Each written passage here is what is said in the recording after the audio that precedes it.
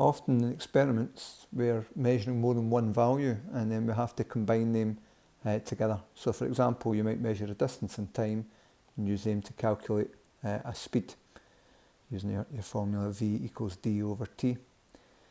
And in this situation, what we do is look at the percentage uncertainty in each of the values that we've actually measured and use that, the largest of them, as a percentage uncertainty in our final value.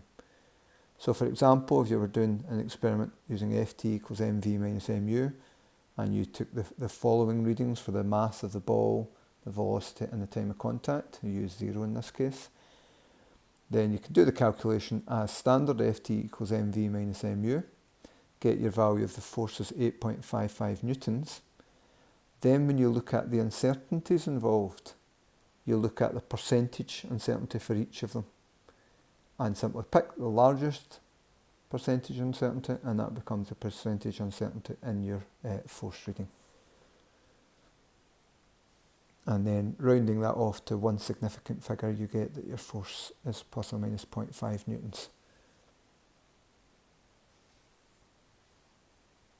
And it's worthwhile noting that when you're looking to improve an experiment, you really need to look at the percentage uncertainties, and you'd always start with the largest percentage uncertainty because improving anything else wouldn't make any difference. If you've got two measurements of similarly large uncertainty, then you would need to improve both of those in order to improve your overall experiment.